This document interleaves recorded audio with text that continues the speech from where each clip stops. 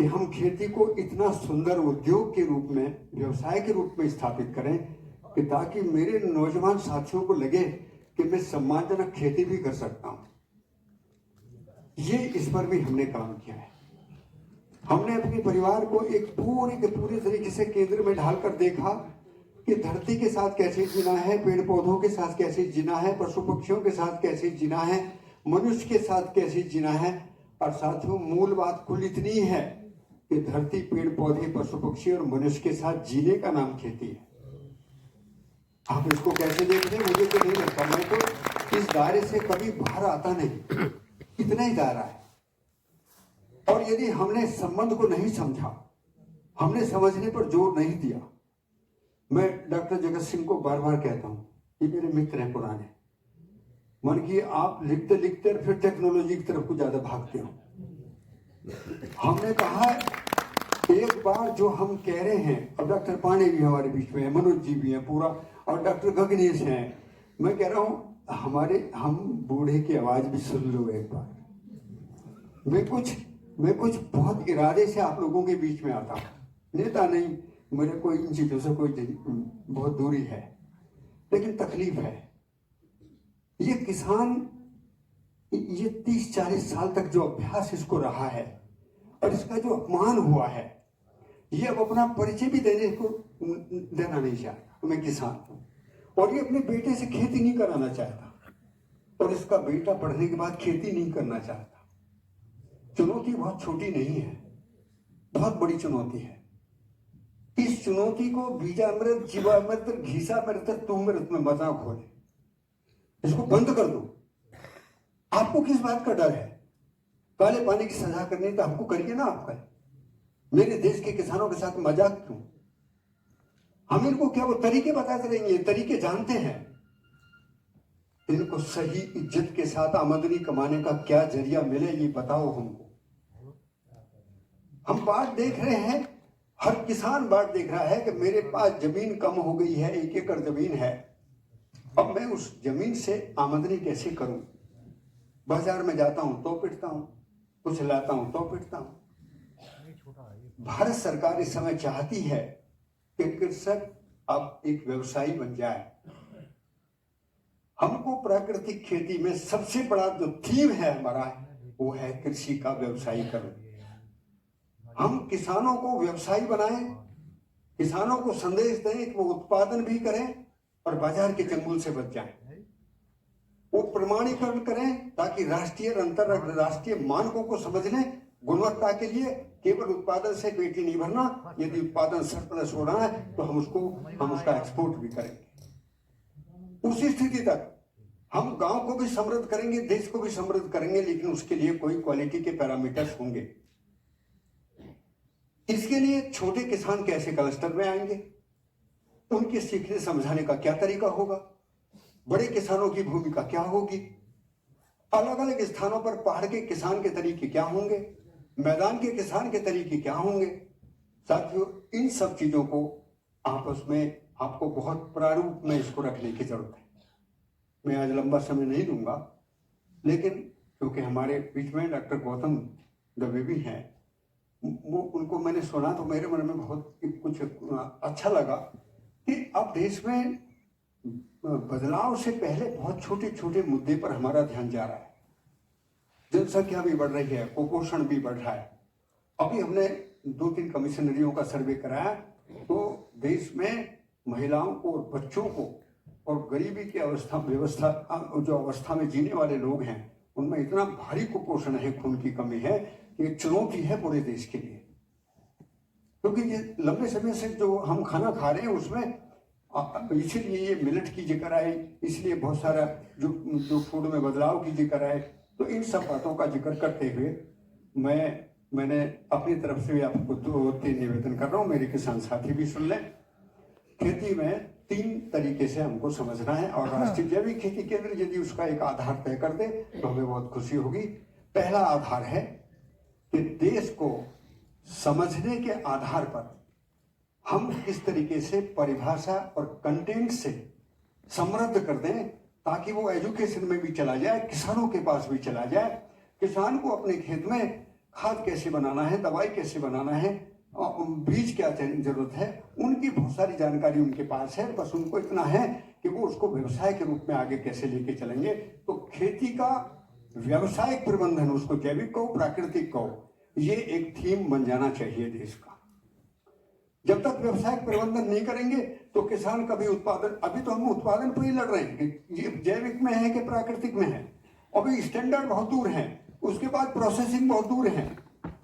रावत ने जो सवाल उठाया था बड़ा जेन्युइन सवाल है, बड़े बहुत बड़े।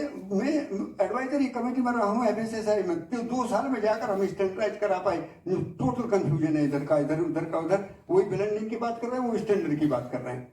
तो ऐसे नौजवानों के सामने चुनौती आएंगी, हमको उन चुनौतियों को बारीकी से समझना है कि हर स्टैंडर्ड बहुत बारीकी से समाज तक कैसे चला जाए। एक तो मेरा ये निवेदन। दूसरा ये था कि जो कंटेंट की बात है, वो कंटेंट को यूनिवर्सल फ्रेम में लाने की जरूरत है। सूरज पूरब से निकलता है, अब इसमें कौन मने कराएगा भाई? मौसम बदलता है, बरसात होती है, जैव विविधता है, इकोलॉजिकल जोन है, प्रोडक्शन डेंसिटी है, ये ऐसी सारी चीजें हैं कि जिनको आप खोलकर लिख दीजिए, कौन आपको काला पानी भेज देगा। ये बेसिक प्रिंसिपल्स हैं ऑर्गेनिक फार्मिंग के, नेचुरल फार्मिंग के। आप अपने एजेंडे को बड़ा कर दीजिए। जो किसान चाहे वो ऑर्गेनिक करे, चाहे वो नेचुरल करे, लेकिन आपका एजेंडा क्लियर है कि आपकी जो नेशनल पॉलिसी, डेफिनेशन और कंटेंट वो सैचुरेट है, वो यूनिवर्सल है। तीसरी बात, जो चीजें अभी बहुत सारी चीजें चर्चाओं में हैं, अब कितना प्रयोग करना। आज एक सवाल तो सामने आया कि कम से कम डॉक्टर चंद्रभान ने बात तो कही कि कितना किसको डालना है। हमारा पेट खराब था, हमने चूरन खाया, पेट ठीक हो गया। अब भूख लगेगी तो फिर दोबारा चूरन खाऊं या खाना खाऊं ना, फिर जीवामृत। आखिर कुछ तो तरीका हो। हम कल्चर के जरिए हम अपने सिस्टम को बूस्ट करते हैं, लेकिन बिना ऑर्गेनिक मैटर के कौन सा कल्चर काम करेगा? तो कल्चर भी चाहिए, ऑर्गेनिक मैटर भी चाहिए, दोनों को साथ लेकर कैसे चलना है, उसका डाइवर्सिफिकेशन क्रॉप का पैटर्न क्या होगा, उससे प्रोडक्शन मल्टीलेयर कैसे हो जाएगा, उसमें इंसेक्ट पेस्ट का कंट्रोल कैसे होगा। ये सारी चीजें विषय हैं जिन पर हमको सोचने की जरूरत थी। और बड़ा विषय यह है कि आधा एकड़ का किसान कैसे अपनी आजीविका चलाएगा खेत में, ये विषय है। यहाँ व्यवसायिक प्रबंधन की जरूरत है। और पूरे देश में, अब मैं बहुत निवेदन के रूप में राजनीतिक आदमी नहीं हूं, लेकिन बड़ा खुल के कहूंगा कि मोदी जी के नजरिए को समझ ले देश। अब वो एक बड़ा नजरिया है, बहुत बड़ा नजरिया है। वो कंफ्यूजन को पसंद नहीं करते। वो कहते हैं जो बात साफ साफ है वो बात साफ साफ रखो। बजट के लिए मुझे पता है कि यदि 300 करोड़ मांगोगे तो 3000 करोड़ मिलने की बात है वहां पर, लेकिन बात स्पष्ट होनी चाहिए। तो इस समय देश के नीतिकारों का, देश के वैज्ञानिकों का एक बहुत बड़ी जिम्मेदारी है कि वो बिल्कुल कंटेंट पर कोई समझौता ना करें और बिल्कुल खुल कर दें, ताकि ये मंत्रालय में विधिवत तरीके से पॉलिसी में बने। पता लगा 5 साल तक हम जहां पहुंचे थे वहीं बैठे आज चर्चा कर रहे हैं, वो का सारा वैसे का वैसे ही मामला है। तो देश को किस तरीके से रफ्तार देनी है, अब गेंद आपके हाथ में है। और ये अंत में निवेदन करूंगा कि जो तरीके हैं उनका सम्मान करिए। मैं बीजामृत का भी सम्मान करता हूं और घीसामृत का भी करता हूं, लेकिन मैं ये कहना चाहूंगा कि तरीके स्थान स्थान पर बदल जाएंगे। पहाड़ के तरीके अलग होंगे, महाराष्ट्र के अलग होंगे, उत्तर प्रदेश के अलग होंगे, गुजरात के अलग होंगे। इसलिए तरीकों को किसानों पर लाधा ना जाए।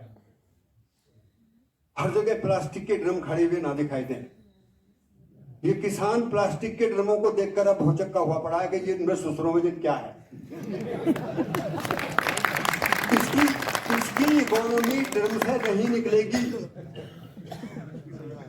और ये कंपनी बनाकर भी ऐसा इसके साथ तमाशा ना हो, क्योंकि फार्मर प्रोड्यूसर कंपनी एक बड़ा चैलेंज हम लोगों के लिए खड़ा हो गया है। और मैंने तो उस चैलेंज को स्वीकार लिया है। अभी मैं उत्तर प्रदेश सरकार, महाराष्ट्र और कई राज्यों से कहा है कि पूरे देश में कृषक उत्पादक संगठन, हमारे अपने संगठन है, उसके 5 डायरेक्टर को और उसको सीए को मुफ्त में ट्रेनिंग देने की क्षमता रखता हूं पूरे देश के लिए। और एक भी एक भी असफल नहीं होगा, एक भी असफल नहीं होगा।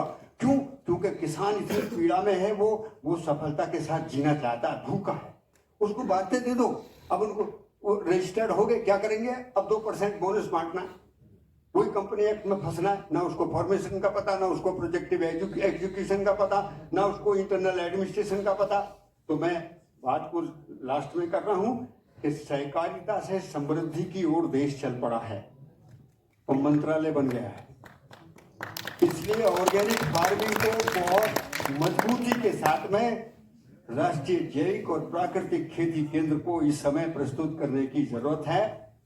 हम बिल्कुल वकालत में वकील की तरह आपके साथ में रहेंगे।